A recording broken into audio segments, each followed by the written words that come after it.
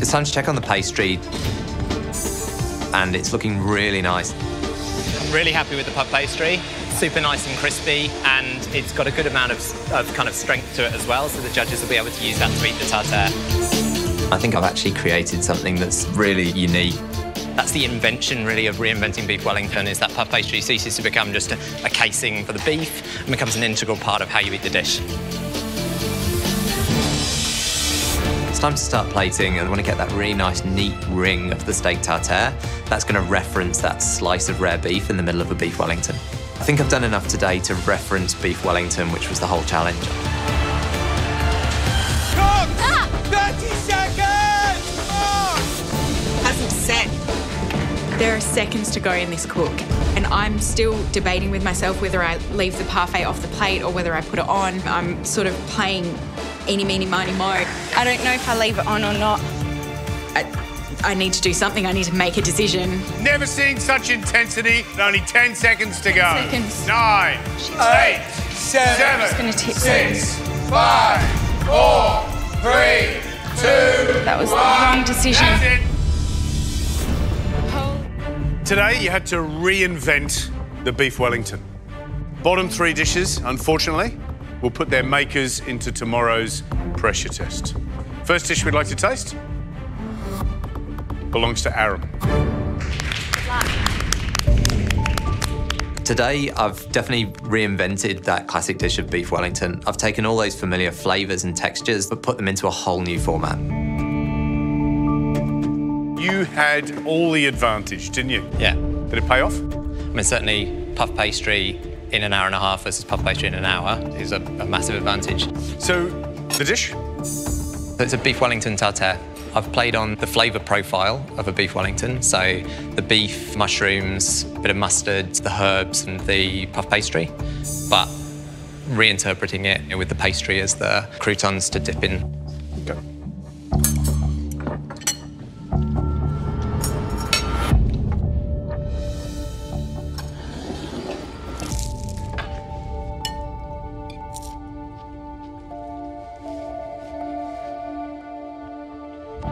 This is a really hard challenge. Reinvention is by far the hardest challenge we ever do.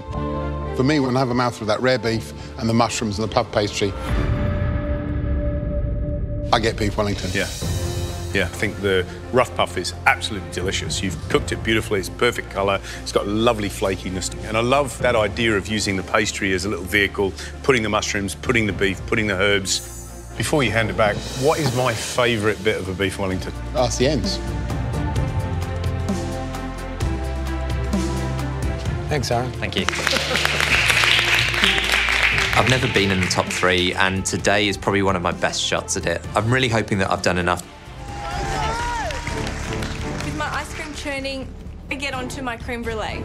Zoe, how are you cooking your creme brulee? Cold set. Cold set. To make the cold set creme brulee, you don't bake it in the oven, you set it with gelatin in the fridge. The risk of setting with gelatin is that it might not set in time. But this is how I make brulee. Go, Zoe! Nice, Zoe? Is it good, Zoe? Yeah, I like it. Great. Tastes pretty good. I can taste the masala, I can taste the cinnamon. It's not overly sweet. I think it's going to work. So a creme brulee to you is something silky, crunchy Smooth. caramel on the top. Yep. Good, yep. Normally, I caramelise the top separately and then put it on when the brulee has set, but I just won't have time, so I'm going to blowtorch straight over the top.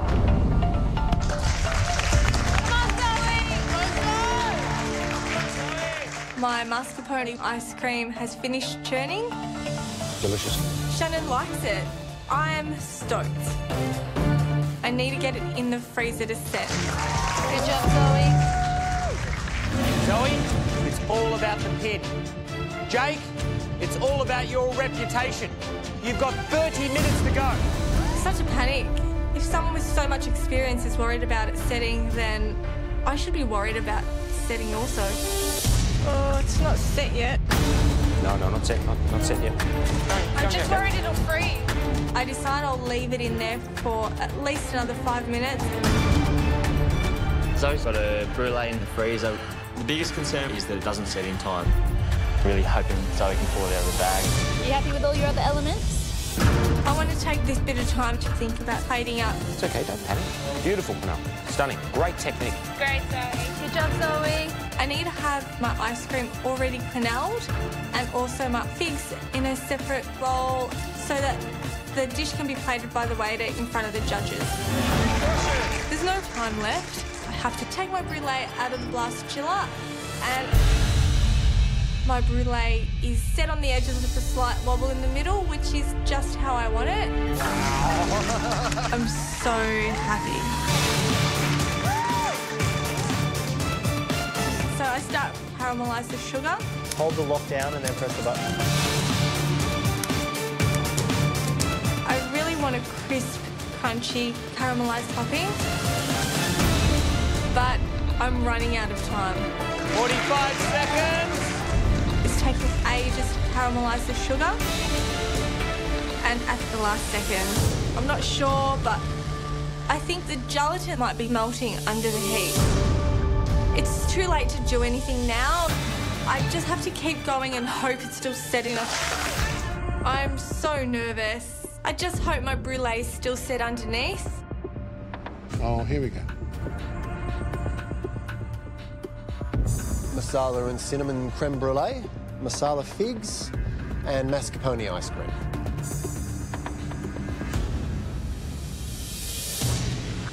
It's running. It's changing. It's welling up like a flood. Wow. The ice cream's sinking. Yes, ruining the crunch of the brulee top, which is the whole point about a creme brulee. Can I leave some out to have a Yeah, look? let's have a look. It's like a soup. Oh, look at that. No. That's... What a shame. Wow. Pass that down. It's a shame, isn't it? Let's see how it tastes.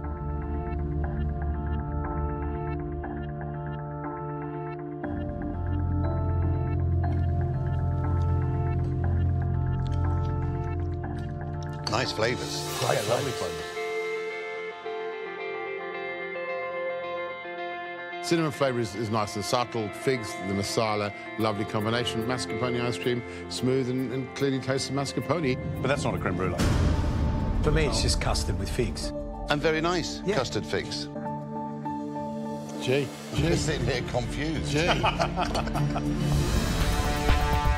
There is no room for error. 1 hour to go.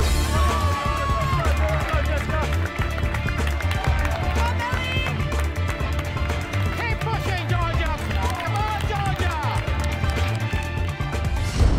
I've got 11 elements on my main, and I've still got to do the dill and tapioca crisp, the crispy skin, the apple, Mexican cucumber, and Telegraph cucumber pickles, fresh cucumber, some dill, and the smoked bone mayonnaise. Come on, come on, come on. I'm smoking the trout bones to give them a beautiful smoky flavour, and I'm going to use them in a mayonnaise. Creativity is definitely my strength, so I'm really pushing myself. I really want to get into that grand finale. This dish is so delicate, it's so technical, and the elements and the ingredients and the flavours that are going into the dish are basically me. Beautiful. Smoky. I really just have to move as quick as I can to get my other elements done. Come on, Georgia. She's got a lot to do, to catch up. I know. I was really worried. Yeah. The nerves are really getting to me, and I'm freaking out. I've got so much to do, and I really need to get a move on. There's 20 guests coming really soon. You should be plating up right now. I know I should be. I'm really not ready to start plating up yet. I'm still frying off the dill and tapioca crisp, frying off fish skin. This is taking forever. Come on, Georgia, Georgia, Georgia. And on top of that, I still have to slice the ocean trout. That needs to be now. Now. Come on. I've got to be ready in a matter of minutes, but I'm not ready.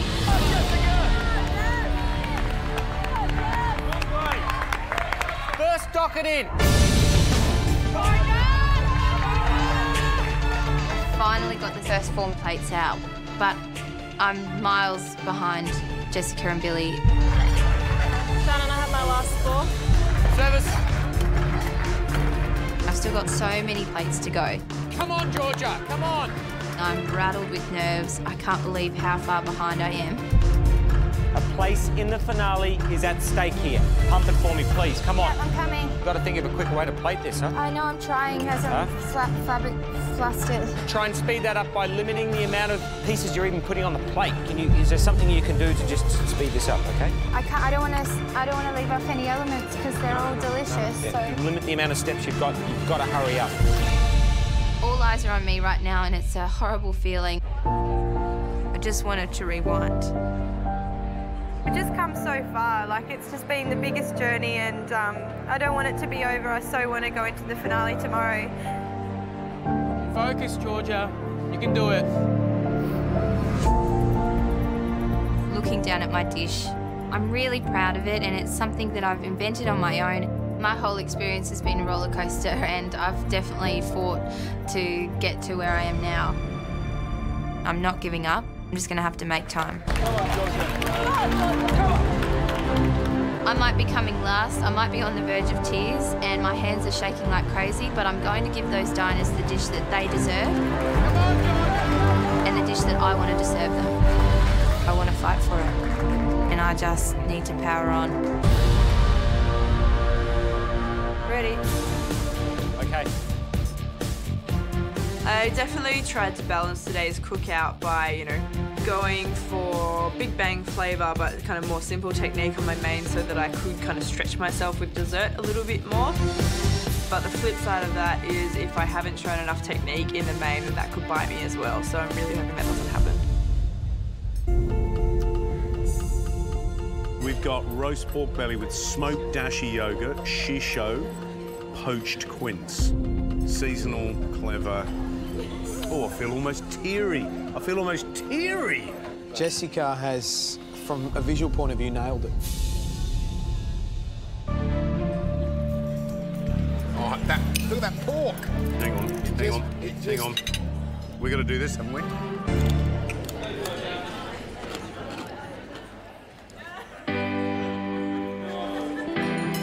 Contain yourself, Gary.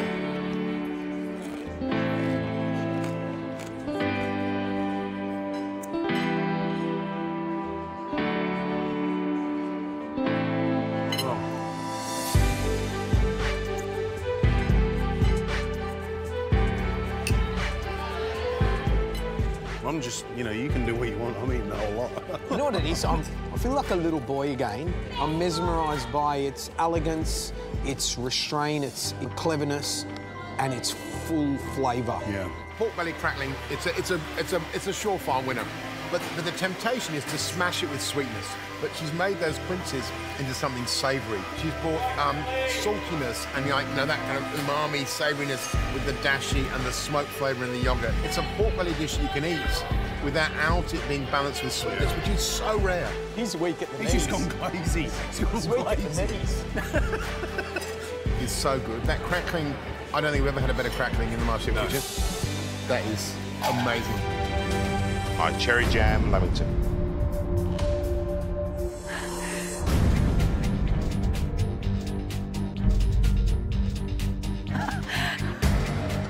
Wow, come down quickly.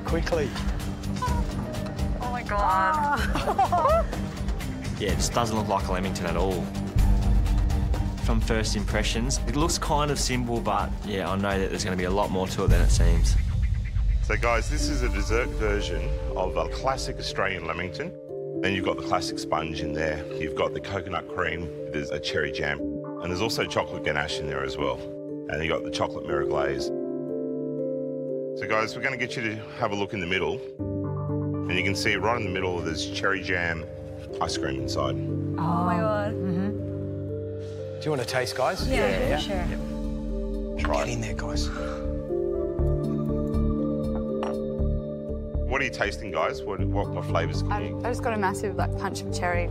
Tastes incredible. It transports you straight to that place. To that flavour of the classic Lamington when you're a kid. What are the sort of 3 key pressure points? Getting all of the ingredients right. So every single one of them, the sponge, the coconut cream, the cherry jam ice cream, the ganache. And then I think once you've got that right, the assembly of the Lamington itself. And then last but not least, probably the most important thing is the shavings of coconut parfait. It's about getting the shavings thin enough as well. This is just like a Lamington on steroids. The coconut shards are amazing, and I can only imagine how hard that's going to be to replicate. A pressure test, a Lamington, I mean, who would have thought it would be that hard? Yeah, exactly. Guys, back into line. Thank you. It looks deceptively simple, this dessert, but it is going to be one of the hardest pressure tests ever set. There's so many elements. I'm really nervous. You have 2 hours to reproduce that beautiful Lamington from Bennelong. You'll find the recipe and all the ingredients that you need at your benches. Pete, do you want to do the honours and start it off? Good luck. Time starts now. Next thing is I get my sponge. Once I have my 8 cubes in a bowl, I get the cherry jam and I placed 1.5 tablespoons on the sponge pieces. I actually add a little bit more because I love the cherry jam. I'm worried about Teresa. She's added too much jam. I'm not sure that the flavour profile is going to match the one that Pete put on. I taste the jam and it's a bit sweeter. I can't understand why the jam isn't tart enough. I added the right amount of pitted cherries, but I don't have time to fix it. The balance of flavour is so important for this dish. If I've made a mistake, just one small thing could be the thing that sends me home. Come on, guys. Go on. Come on, Trish. That's it, boy. That's it. Get organised. With 1 minute to go, I have to get the frozen shavings ready to plate, and I just hope it's set. If I don't have a dish that replicates Peter Gilmore's in taste and look, I'll be going home for sure. Go. I've only got 1 block of parfait left. I need to be so careful with them. All of a sudden, they start working perfectly. I'm so happy, so relieved. Come on, Mimi, let's go! 30 seconds! Push, guys! Make sure everything is where it needs to take it on. The last thing I do to finish, I just carefully need to drizzle over the glaze so it's nice and smooth and shiny. Come on, Trent. I have no time left, and I need to throw my chocolate glaze in. I'm really worried because it doesn't look like Peter Gilmore's. The time call you don't want to hear. 10 seconds.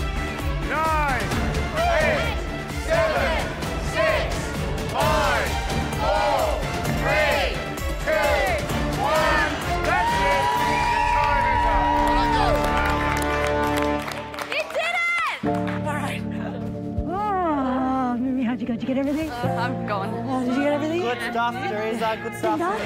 Awesome. There you go. Yeah. You got us to the wire. Oh man, that was hard. Far out.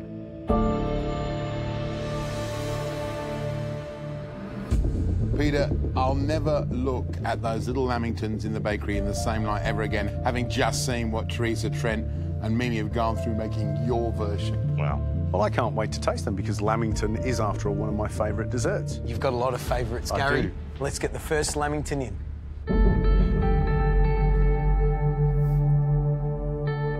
I'm super proud of how I've gone today. I think the dish looks really good. Maybe not exactly like Peter Gilmore's, but really happy with all the elements. How'd it go? Yeah, it was fun. It was intense, but yeah. Pretty intense. I mean, we were looking across the three of you and thinking, there's no way they're going to finish. Have you? Yeah, I've got all the elements on there. All of them? Yep.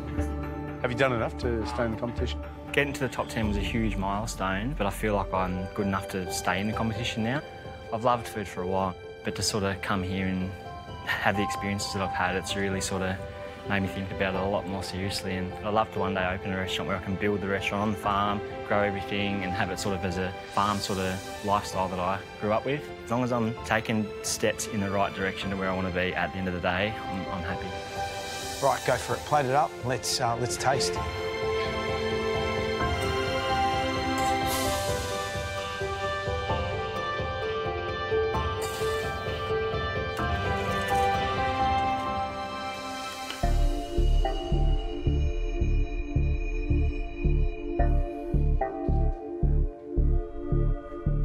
Thank you, Trent. Thanks. What do you reckon, guys? Wow, pretty good effort. The surface of the Lamington maybe is not quite as flat and smooth, but I think, you know, it's all going to come down to taste, really, isn't it?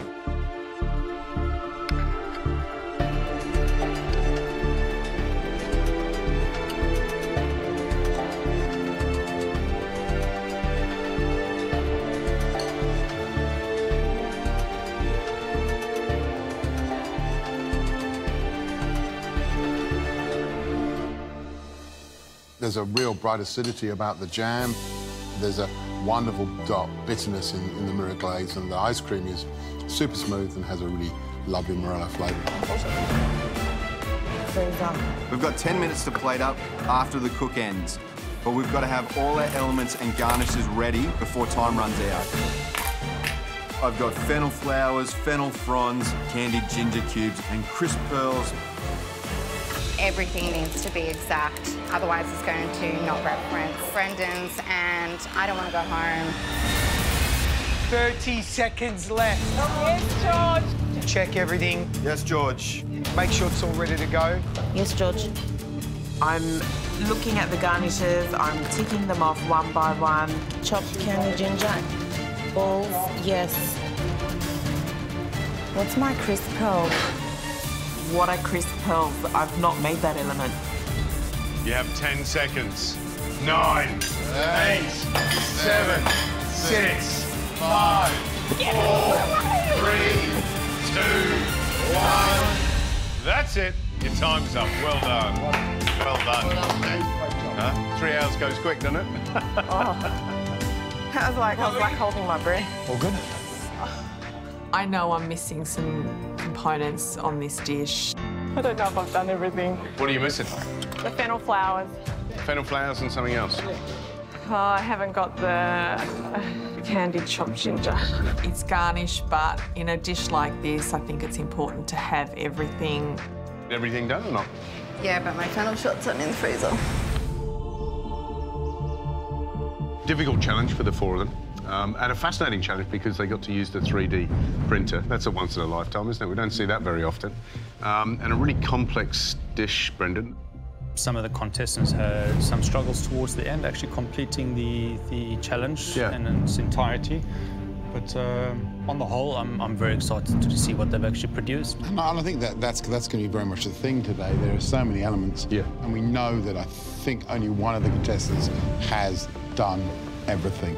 So that's good. That gives us a chance to see how those absent flavours affect the balance of texture and of taste in a dish. And I think that's where we're going to find the difference between who stays and who goes.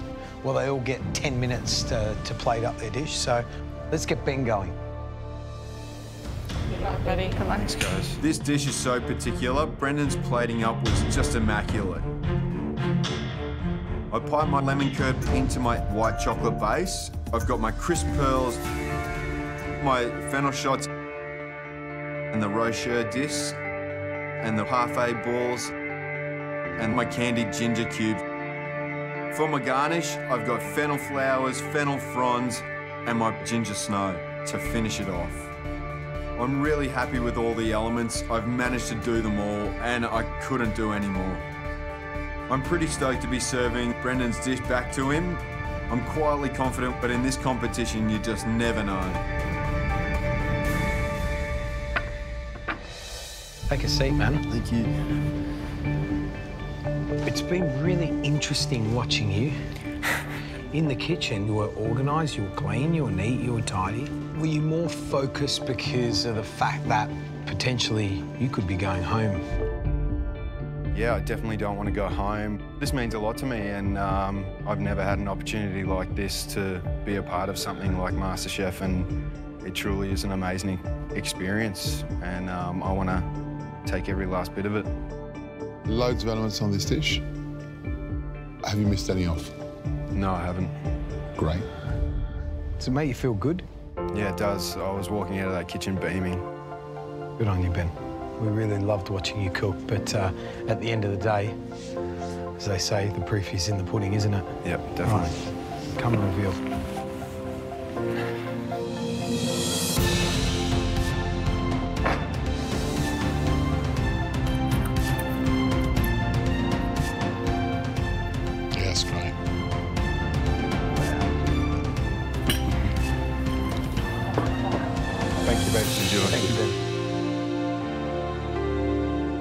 good does that look? Yeah, it's beautiful, Love the isn't precision. It is. Love the it is. precision. All the elements on the plates just looks like a restaurant quality dish. Yeah. But the other thing that I love the fact that that's actually a snow and it's super fine. And looking really pretty. All right, let's taste.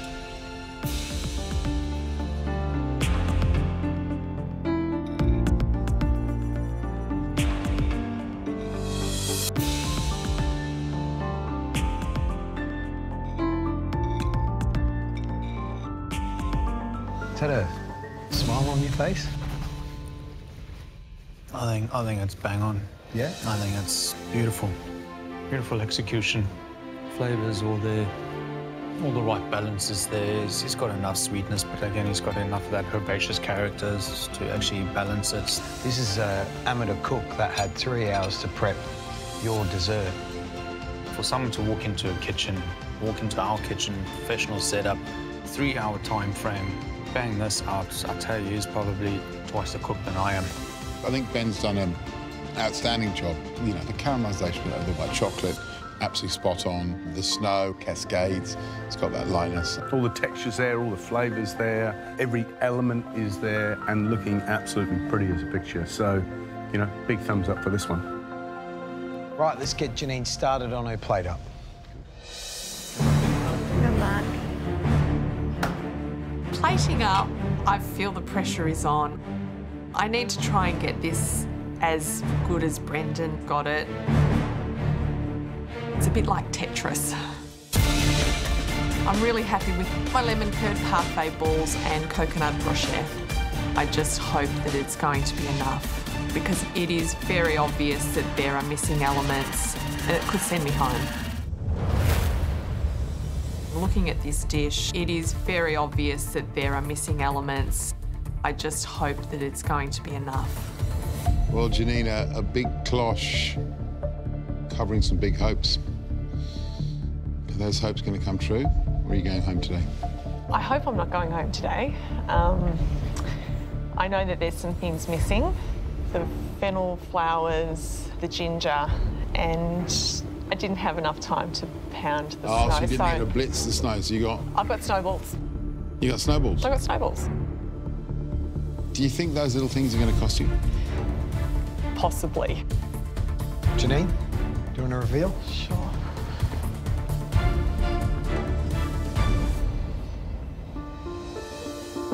Do you want to put the snow on?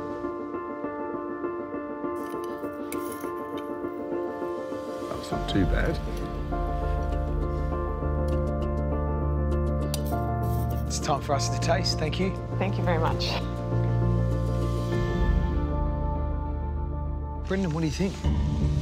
Just by the looks of it, she's missing what seems to be the candied ginger, the crisp pearls, and the fennel flowers. That if you've eaten the original, you'll be craving that crispness, those extra little punches of flavour. But until we taste it, we can't pass judgment.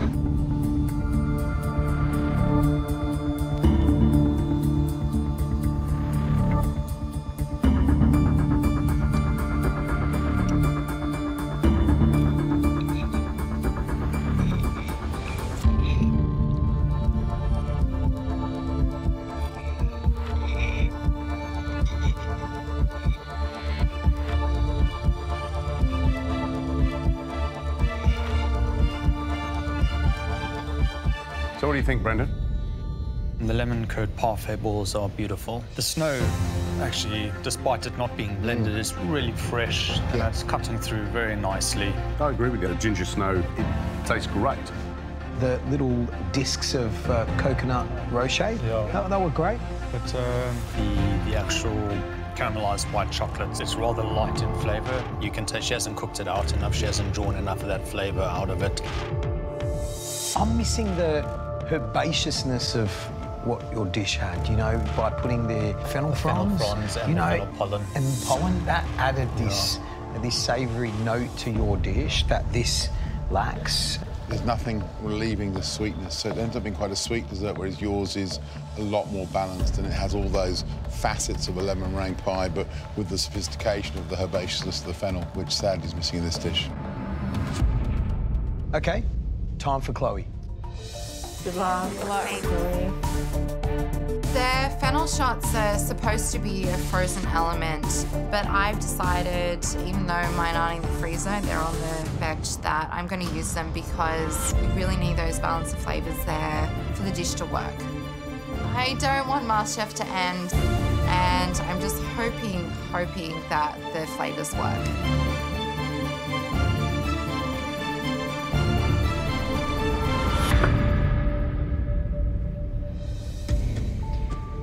You were very emotional at the end of that cook. Yeah, I was. What's that?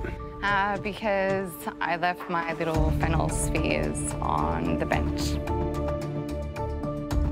So they would have defrosted.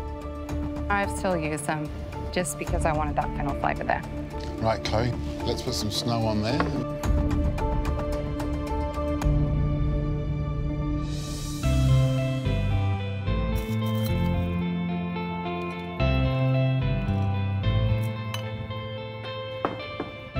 Chloe, thank you. What do you think? I think there's a lot more refinements to this plate than the previous. It's interesting, isn't it, how care in the kitchen translates to sophistication on the plate. Everything is there, even those fennel shots she had problems with. She's put them on, but they've got a bright green colour, and smart move to put on. Their presence just brightens up the dish. I'm excited to taste.